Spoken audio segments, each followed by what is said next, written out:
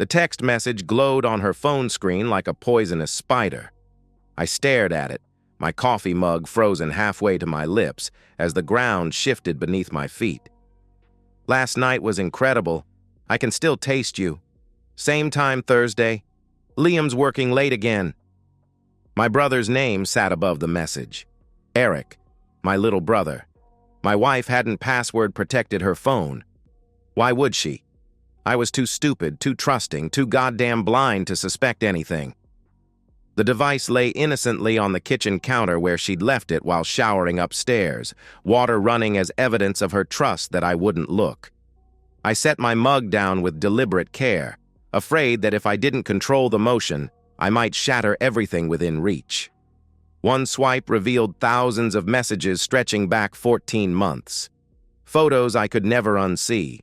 Plans they'd made, jokes at my expense. My wife and my brother laughing about how I worked myself to exhaustion while they f***ed in my bed. The shower upstairs stopped. I placed the phone exactly where I'd found it and walked out the front door without a word. My name is Liam Monroe. Until that morning, I believed I was a good man who had built a decent life despite difficult circumstances. I grew up in a working-class neighborhood in Portland, the elder son of Martin and Diane Monroe. My father ran a small construction supply business that barely kept us afloat, and my mother worked part-time as a receptionist at a dental office. They weren't warm people, but I was raised to believe that family came before everything. Sacrifice was expected, not praised. I started working for my father's business at 16, hauling supplies and learning the trade while finishing high school. When I met Elena Castillo during my second year of community college, I thought I'd found something beautiful amid the grind. She was studying business administration, ambitious and vibrant, with dark eyes that crinkled when she laughed. When she looked at me, I felt seen for the first time in my life. We married young. Too young, people said. I was 22. She was 21. I dropped out of college to work full-time when my father had his first heart attack. Elena finished her degree, and we planned for her to be the one to advance her career while I stabilized the family business. It never happened that way. My father's health problems multiplied. My mother developed early-onset Parkinson's. The business struggled. Medical bills piled up. I took over more responsibility, working 16-hour days, learning every aspect of the construction supply trade. Meanwhile, my younger brother Eric drifted through 3 different colleges before dropping out completely, coming home to help with the business, but mostly drinking and dating a string of women who never lasted. Elena stood by me through it all, or so I believed. She took a job at an accounting firm but never advanced as she'd hoped. The light in her eyes dimmed year by year. The passionate nights became less frequent, then rare, then almost non-existent. I blamed myself, my long hours, the stress that followed me home. I thought we were weathering a difficult season together. We bought a modest house in a decent neighborhood. I mortgaged it twice to keep my parents' medical bills paid and the business afloat. When Eric finally seemed to get serious about life and wanted to open a small construction contracting company as an offshoot of our supply business, I co-signed the loans. I worked weekends to help him renovate his first projects. I believed in him. For 12 years, I poured everything I had into supporting the people I loved. I missed vacations to cover shifts. I skipped date nights to finish emergency orders. I put my dreams on hold to fund everyone else's needs. And all that time, for at least the last 14 months, my wife had been f***ing my brother, and my parents had known. The first sign should have been the designer handbag.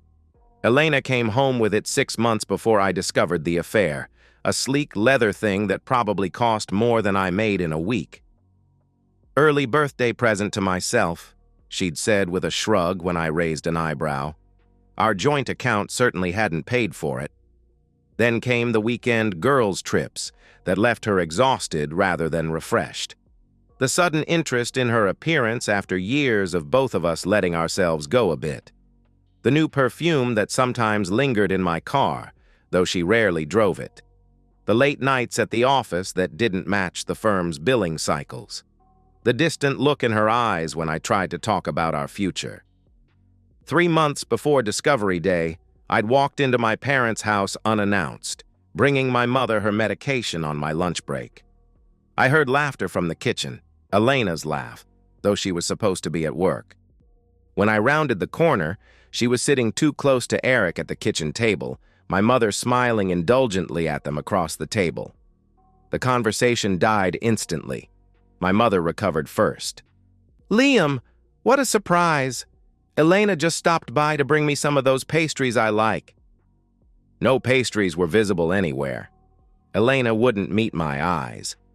Eric slapped me on the back too hard as he left, saying he had a job site to get to. I didn't question it. I didn't want to see it. 2 weeks later, I overheard my father on the phone, his voice low. "You two need to be more careful. He's not an idiot, no matter how much he acts like one." Another piece I refused to assemble into the growing picture. At Eric's birthday dinner, he made a toast. To taking what you want in life, not just accepting what you're given. His eyes flickered to Elena. She blushed and looked away. My father chuckled. My mother patted my hand as if consoling me for something I didn't yet understand. The gold bracelet appeared on Elena's wrist the next day. When I asked about it, she said it was just costume jewelry. It wasn't. I'd been in construction supply long enough to recognize real gold when I saw it. The disrespect grew bolder. Eric would call our house at odd hours, asking for Elena directly. My wife would take her phone to the bathroom for calls. Texts would make her smile in a way I hadn't seen directed at me in years. Still, I denied what was happening. I worked harder, stayed later at the warehouse, tried to give her space to get through whatever midlife crisis she was navigating. I even defended her to a colleague who hinted something might be going on. "Elena would never do that," I'd insisted. "We've been together since we were kids." The fool. The absolute goddamn fool I was. After discovering the texts, I drove aimlessly for hours, my mind cycling through 12 years of memories, reinterpreting every moment, every excuse, every strange coincidence. Eventually, I found myself parked outside my parents' modest suburban home. I needed to hear them deny it. I needed someone in my family to be on my side. My mother answered the door in her housecoat, surprise flickering across her face. "Liam, is everything okay? It's nearly midnight." "I need to talk to you and Dad," I said, my voice sounding strange even to my own ears. My father was in his recliner, oxygen tank beside him, watching a late-night talk show. He muted it as I entered but didn't stand. "What's so important it couldn't wait till morning?" he asked, irritation evident. I couldn't ease into it. "Elena and Eric are having an affair." The silence that followed wasn't shock. It wasn't confusion. It was the heavy, uncomfortable silence of people trying to decide how to respond to something they already knew. My mother recovered first, her hand fluttering dismissively. "Don't be ridiculous." "I saw their messages," I said. "All of them. Going back more than a year." My father sighed heavily, exchanging a glance with my mother. "Sit down, Liam." I remained standing. "Look," he continued, "marriages go through rough patches. You've been absent, working all the time." "Working to pay for your medical bills," I said, my voice dangerously quiet. "To keep this roof over your head." My mother's face hardened. "And we're grateful. But a woman has needs. Eric, he notices her, makes time for her." The betrayal was so complete it felt like a physical blow. "You knew? You've known all along?" My father's face reddened. "Don't come in here with your self-righteousness. You neglected her." Eric stepped up. "Don't destroy the family over your ego." "Destroy the family?" I repeated, incredulous. "They've been f***ing behind my back for over a year, and I'm the one destroying the family?" "Watch your language in this house," my mother snapped. "Elena's been lonely. Eric makes her happy. If you were half the man your brother is—" I didn't let her finish. "They've been meeting here, haven't they? In your house? While I work to pay your bills?" Their silence was confirmation enough. "Liam," my father finally said, his voice softening in a way that made my skin crawl. "Sometimes these things happen. The important thing is to keep the family together. Eric's business is finally taking off. He can support Elena properly now." "Support her? With my money? With the loans I co-signed?" "It's done, Liam," my mother said with finality. "Elena's made her choice. Don't make this uglier than it needs to be. You've always been the practical one. Be practical now." In that moment, looking at these people who had raised me, who had taught me that family came first, who had accepted my sacrifices while betraying me in the most fundamental way possible, something inside me broke, and something else, something cold and calculating, took its place. "You're right," I said quietly. "I've always been practical." Relief washed over their faces, so confident were they in their control over me. My father nodded approvingly. "That's my boy. We'll all get through this. You'll move on. Find someone else eventually." I smiled, a small, tight expression that didn't reach my eyes. "Yes, we'll all get exactly what we deserve." As I walked out of their house that night, I knew with complete clarity that I would never be their obedient son again.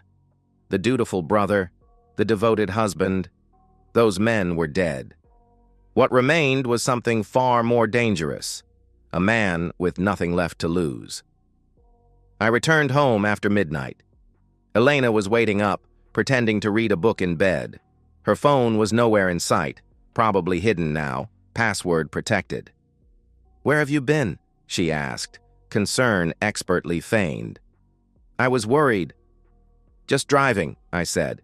"Needed to clear my head. Work stress." She nodded sympathetically, reaching out to touch my arm. I forced myself not to flinch. "You work too hard," she said, and I heard the hidden meaning now. "You're a fool who works while I betray you." "I know," I agreed, and went to shower. That night, I lay beside her, staring at the ceiling, feeling her warmth inches away from me, warmth she had shared with my brother, perhaps just days earlier in this very bed. I didn't sleep. I planned. The next morning, I called in sick to work for the first time in 3 years.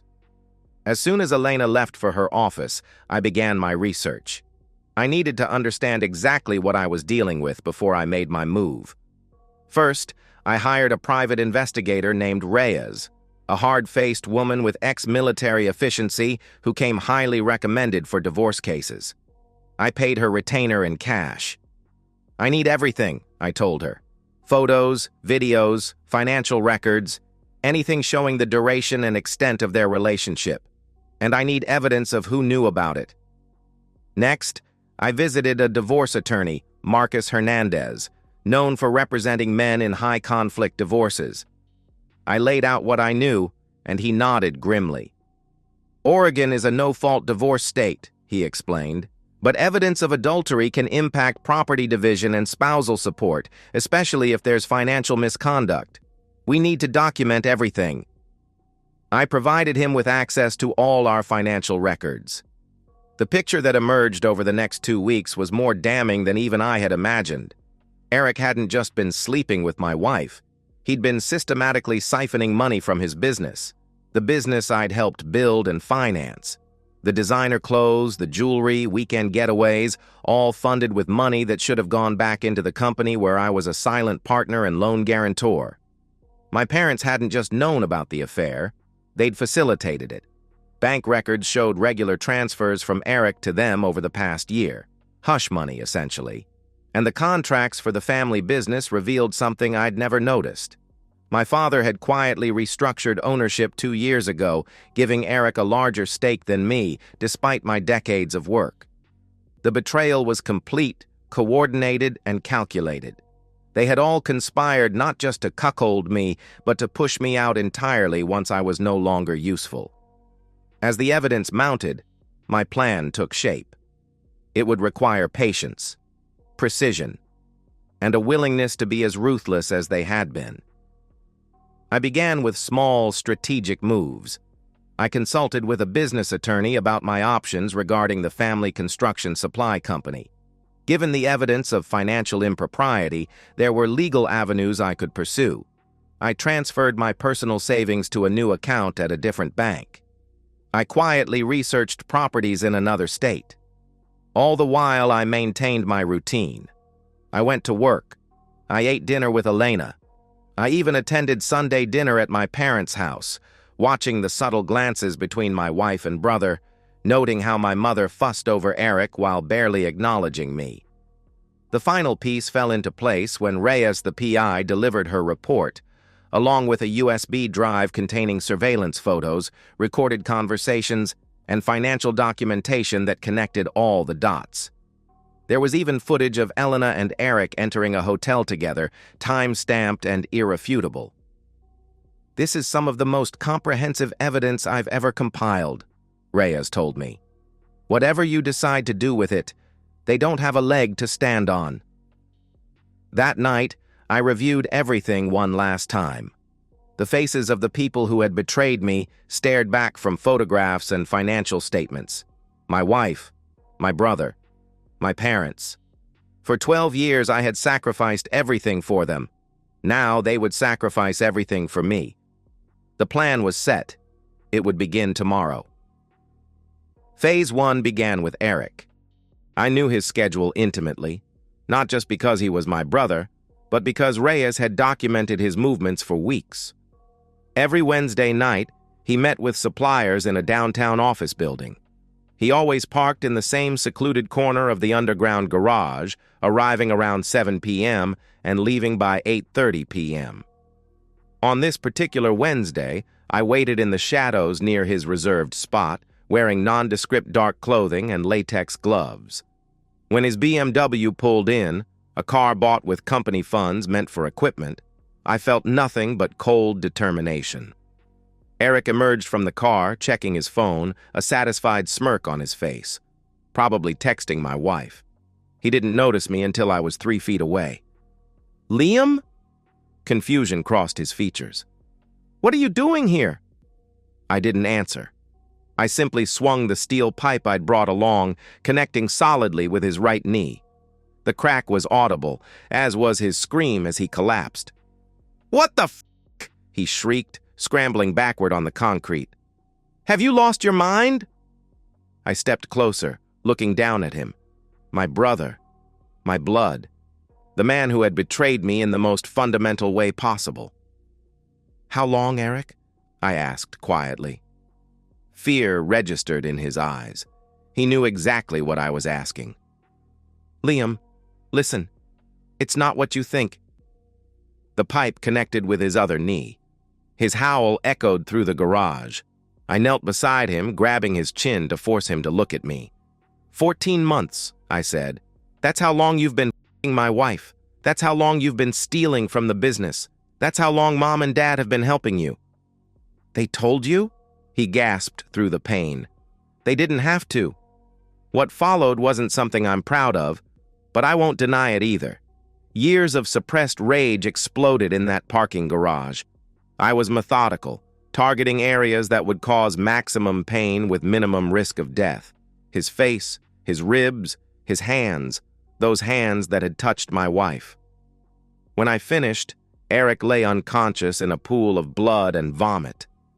His face was unrecognizable. Both knees were shattered, several fingers bent at unnatural angles. I dropped the pipe beside him, removed the gloves, and walked calmly to my car. The garage cameras had been disabled earlier that day, a simple bribe to a security guard who thought he was helping someone plan a surprise proposal. I drove to a pre-selected location and changed clothes, disposing of the bloodied ones in a dumpster behind an industrial complex. By 9 p.m., I was sitting at a crowded bar, establishing my alibi, making small talk with strangers who would later remember the unremarkable man who nursed 2 beers for over an hour. When my phone rang at 11:42 p.m., I already knew what it was about. "Liam?" Elena's voice was shrill with panic. "You need to come to Portland Memorial right away. It's Eric. He's been attacked." Attacked? I kept my voice carefully modulated between shock and concern. What happened? They found him in a parking garage. It's bad, Liam. Really bad. Your parents are already here. I'll be right there, I promised. I paid my tab and drove to the hospital, where I found my family in the surgical waiting room. My mother was sobbing. My father sat stone-faced, oxygen tank beside him. Elena paced, her mascara streaked from crying. She rushed to embrace me when I appeared. I forced myself to return the hug, to pat her back consolingly while looking over her shoulder at my parents. "The doctors said it was deliberate," my father said hoarsely. "Someone wanted to hurt him. Badly." I shook my head, the picture of shocked disbelief. Who would do something like that? No one responded. But I saw the calculation in my father's eyes, the suspicion forming. He knew me well enough to wonder, but he had no proof. And with what I had planned next, he would never get any.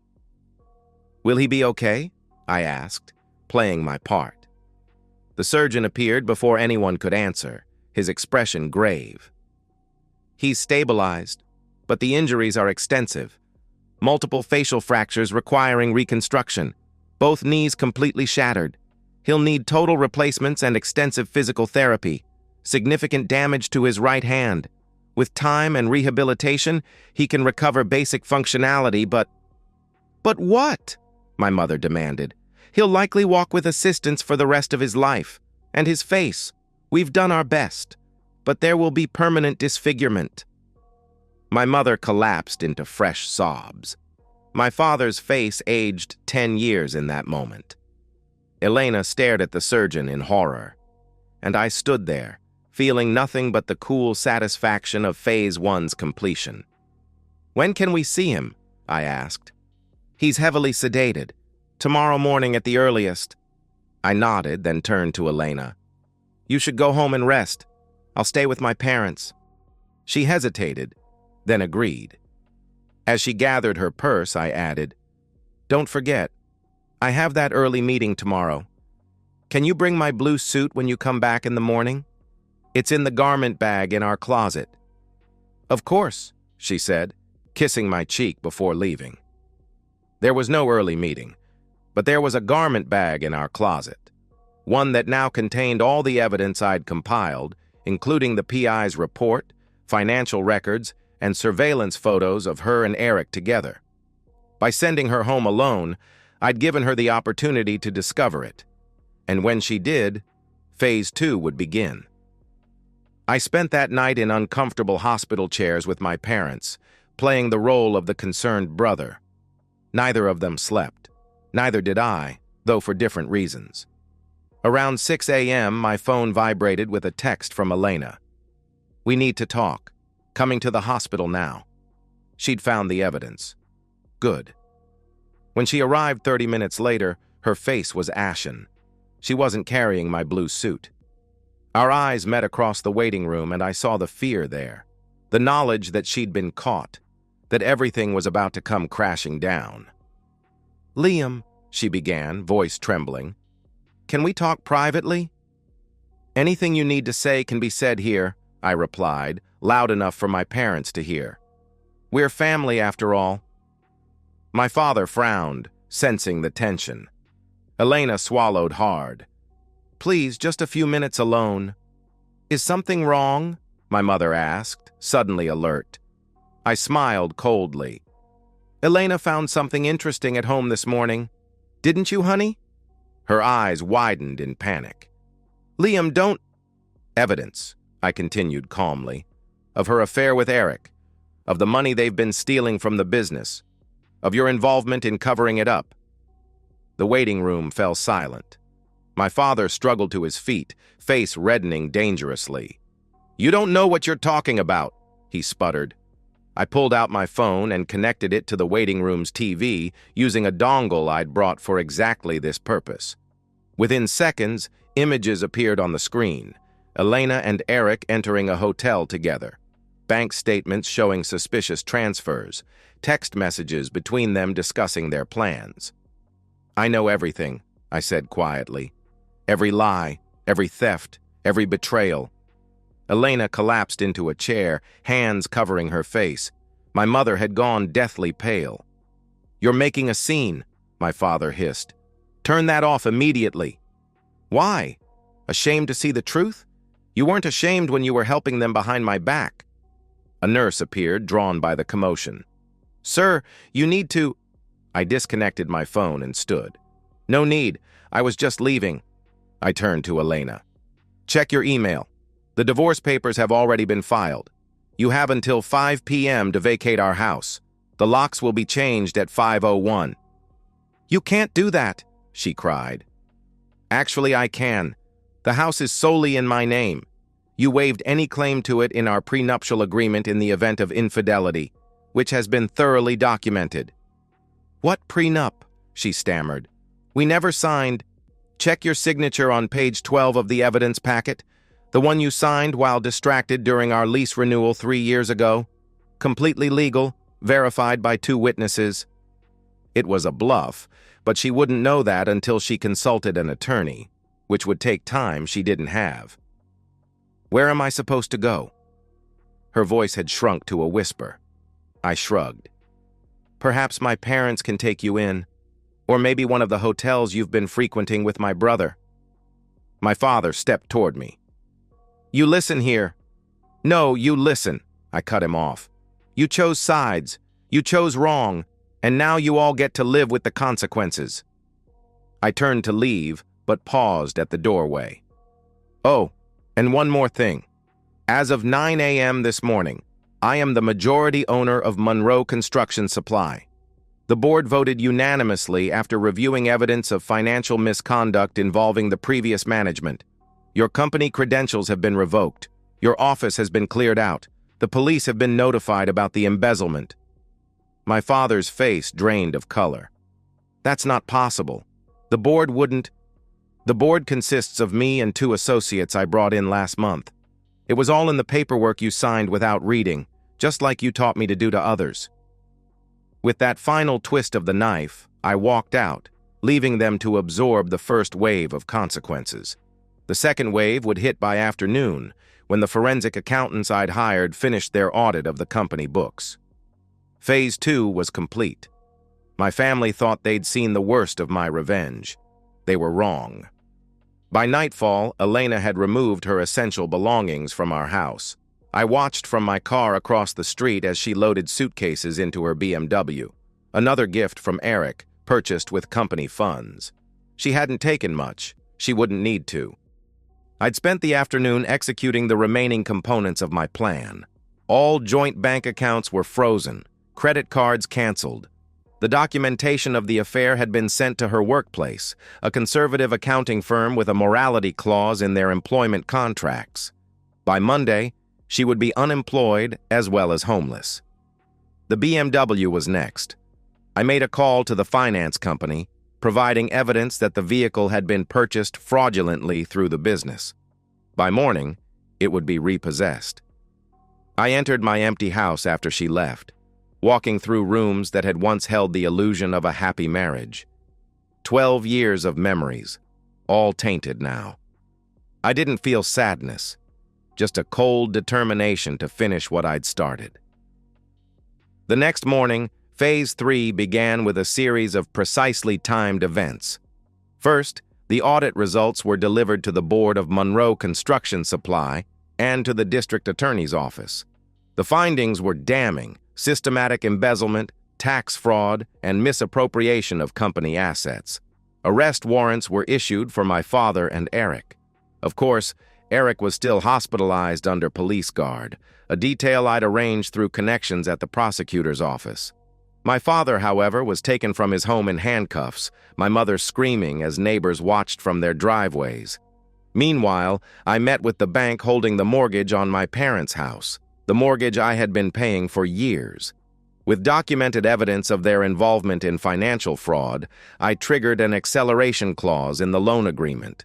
The full balance became due immediately. When they couldn't pay, foreclosure proceedings began. By noon, my phone was exploding with calls and texts. I ignored them all, focusing instead on the final phase of my plan. Elena had found temporary refuge with a friend. Not for long, as I'd made sure everyone in our social circle received evidence of her betrayal. My mother was frantically trying to secure a lawyer for my father. And somewhere in a hospital room, my brother was waking up to the realization that his face, his body, and his freedom were gone. I drove to the bank and closed out my remaining accounts. I signed the final paperwork, transferring my ownership stake in the now crippled family business to a holding company controlled by my attorney. All ties were being severed, one by one. That evening, I checked into a hotel under a name I would soon legally adopt. The documents for my legal name change were already being processed. New identification had been secured through channels I'd rather not detail. A fresh start awaited me in another state, with enough money to begin again. But first, one final message. I'd written it weeks earlier, revising it countless times until every word was perfect. A single sheet of high-quality paper, handwritten in my unmistakable script. You all taught me blood is thicker than water. You forgot to mention it drowns you when poisoned. I mailed it to my parents' home, the home they would soon lose, from the hotel's front desk. My revenge was complete. The betrayals had been answered tenfold. My brother would never walk normally again, his face forever a reminder of his sins. My wife had lost everything: her marriage, her lover, her home, her career, her reputation. My parents faced criminal charges, financial ruin, and public disgrace. And I was free. Free from obligation. Free from manipulation. Free from the weight of sacrificing for people who had never valued me. As I sat on the hotel balcony that night, watching the city lights below, I felt no regret, no guilt, only a profound sense of justice served. They had destroyed the man I was, the loyal son, the devoted husband, the supportive brother. That man had died the moment I saw those text messages. What remained was someone stronger, someone who would never again be used or betrayed. I raised my glass to the night sky, to new beginnings built on the ashes of those who thought they could discard me, to the lesson they had taught me through their betrayal, that sometimes blood must be spilled before it can be truly cleansed. 6 months later, I stood on the deck of my newly purchased cabin in the mountains of Colorado, watching the sunset paint the sky in shades of orange and gold. Behind me, a simple but comfortable home. Before me, a future unburdened by the past. The news had followed me, even as I tried to leave it behind. Court records are public, after all. My father had been sentenced to 8 years for fraud and tax evasion. My mother had avoided jail time but was destitute, forced to move in with a distant cousin who took her in out of pity. Eric had eventually been released from the hospital, permanently disfigured and dependent on a cane. The attack had never been solved. No witnesses, no usable evidence, just another random act of violence in the city statistics. His legal troubles had compounded his physical ones. He had pled guilty to lesser charges in exchange for testimony against my father, receiving 3 years probation and a felony record that ensured he would never work in construction again. And Elena, my once beloved wife, had perhaps suffered the most complete destruction. Abandoned by Eric, who blamed her for their exposure. Shunned by former friends. Unable to secure employment in her field due to the scandal. The last I heard, she was waiting tables at a diner 2 towns over from our old home, living in a studio apartment and drowning in legal bills. Should I have felt satisfaction? Perhaps. What I felt instead was a quiet certainty that the scales had been balanced. They had taken everything from me, my trust, my family, my sense of place in the world. I had taken everything from them in return. Now, in this new place with my new name, I was rebuilding. The construction skills I'd spent a lifetime acquiring had easily secured me work with a local contractor. The modest fortune I'd managed to salvage from the wreckage of my old life had purchased this peaceful sanctuary. And the lessons I'd learned about loyalty, about trust, about the true nature of family, those had purchased something far more valuable: wisdom. I no longer looked back. The revenge that had consumed me was complete. Its fire burned out, leaving only cool ashes where once my rage had blazed. I had walked away from the ruins without a backward glance, leaving them to suffer the consequences of their choices, just as I had suffered the consequences of my blind loyalty. If there was one thing I had learned, it was this: true strength isn't found in forgiveness or in turning the other cheek. It's found in having the courage to deliver justice when no one else will. To stand alone rather than stand with those who would betray you. To walk away when walking away is the only path to peace. As darkness fell over the mountains, I raised a glass to the memory of the man I once was. The loyal fool who had sacrificed everything for people who had sacrificed nothing for him. That man was gone forever, replaced by someone wiser, harder, and infinitely more free. Blood may be thicker than water, but neither can wash away the stain of betrayal. Only justice can do that. And justice, as I had learned, is sometimes best served cold, calculated, and complete. I had served it well, and now, finally, I could rest. And so, we've reached the end of today's story. Was it what you expected, or did it take a twist you didn't see coming?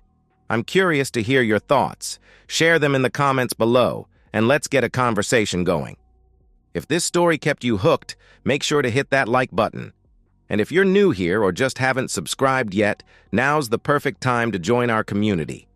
I bring you fresh, captivating stories every day, so click that subscribe button and turn on notifications so you never miss out.